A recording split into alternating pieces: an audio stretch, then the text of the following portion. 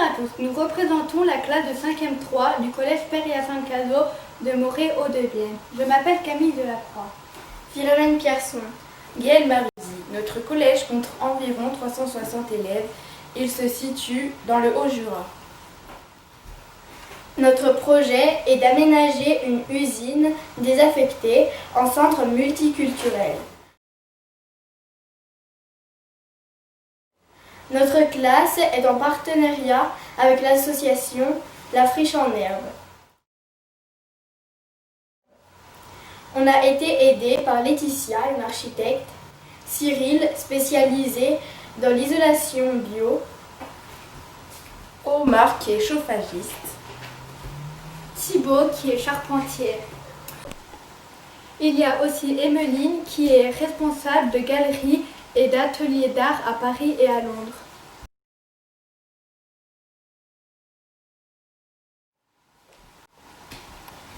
La ville de Morée avait beaucoup de lunetteries. Malheureusement, par manque de travail et d'argent, elles ont toutes pratiquement fermé. Le groupe Albin Paget, créé en 1886, repris en 1965 par les trois fils Paget, a fermé ses portes en 2015. C'est à ce moment-là que les locaux ont été délaissés. L'usine était composée de 2 corps de bâtiment, reliés par une passerelle. Le projet concerne le petit bâtiment.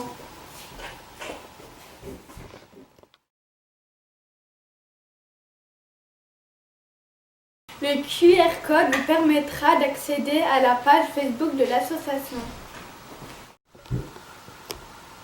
Le but de la Friche en Herbe est de créer un lieu associatif où l'on vient se rencontrer dans de différentes activités.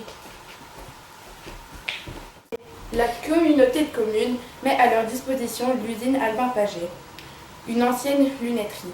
C'est à Morée qu'à partir d'un clou naquit la lunette. L'association est soutenue par la Jeune Chambre économique. Les travaux ont déjà commencé grâce à une équipe de bénévoles.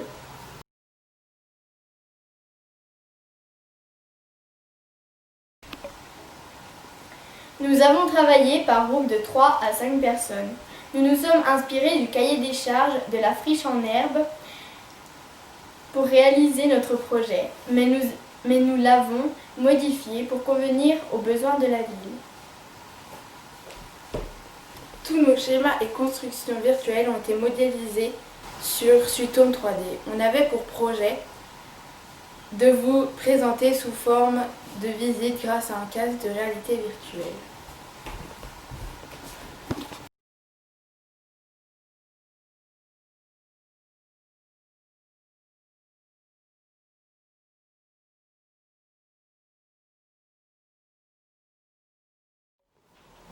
On va vous présenter chaque étage du bâtiment. Au rez-de-chaussée, on pourra y trouver l'entrée, une salle de jeu, une scène de spectacle, une cuisine et un salon de thé-restaurant.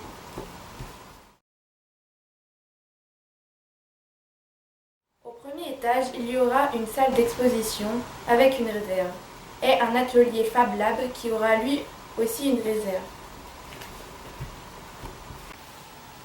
Les expositions seront temporaires. Elles changeront régulièrement pour que ce soit plus vivant et pour inciter le public à revenir. Au 3e étage, une salle pour plantes et une salle de street art qui aura des vestiaires. La salle de street art permettra aux amateurs d'exprimer leur créativité dans un lieu qui leur est réservé. Une partie du toit sera enlevée pour former une terrasse. Sur cet étage seront créés 2 potagers, l'un à l'extérieur et l'autre à l'intérieur.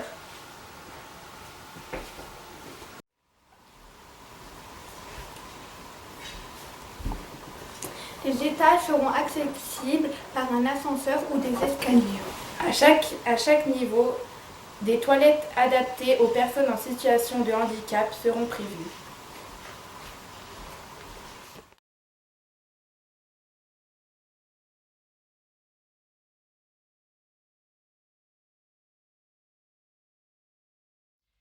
Alors, j'ai pris connaissance de votre projet que j'ai trouvé très original. Félicitations, c'est du beau travail.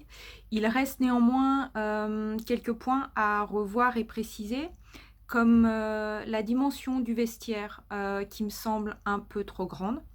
Avez-vous également pensé à un accès PMR?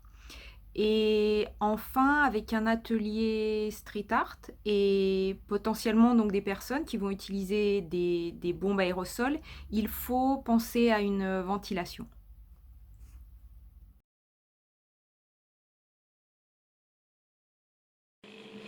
Bonjour, je m'appelle Julie Bellepoix, je suis en 3e année à l'école d'architecture de Lyon et je suis ici pour vous accompagner dans votre démarche pour le concours bâticiel. Donc je vous ai préparé cette petite vidéo pour vous parler des normes handicapées, qu'on appelle dans le jargon du bâtiment les normes PMR, c'est-à-dire personnes à mobilité réduite.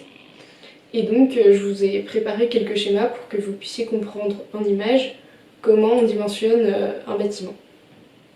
Donc je vais vous montrer les différents dispositifs qu'il faut mettre en place pour pouvoir accueillir des handicapés dans un...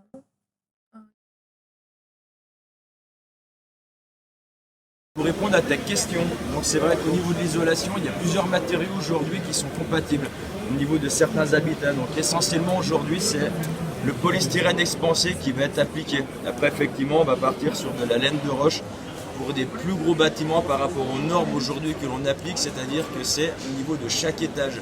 Par exemple, si on fait un immeuble, un HLM ou ce genre de choses, c'est parfait parce que bien évidemment la laine de roche est inflammable beaucoup plus.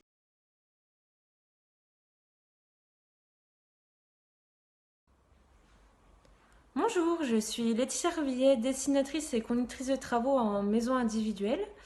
Donc j'ai bien reçu vos plans pour votre projet bâticiel, donc il est très intéressant, il y a plein de belles choses.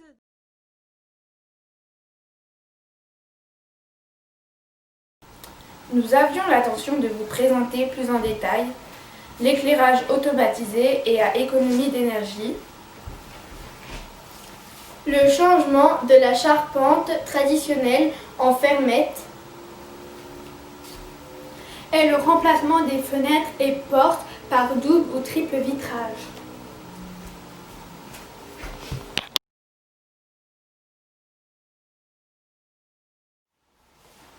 En conclusion, travailler sur ce projet nous a permis de découvrir les métiers du bâtiment, Apprendre à utiliser des logiciels informatiques et de sortir de notre zone de confort en s'exprimant devant la caméra.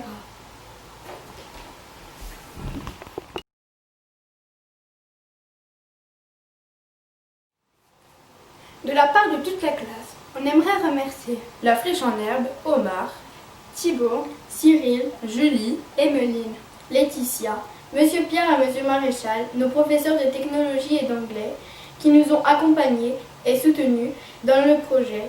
Et merci à vous, les jurys, de nous avoir écoutés. merci. Au revoir. Merci, au revoir.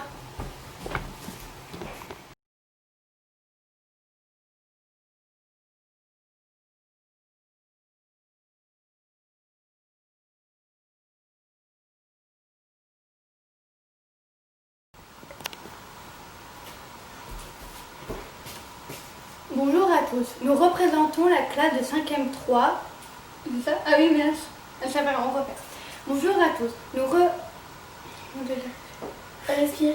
J'arrive pas à le bégayer. Bah, Nous représentons. Blanc.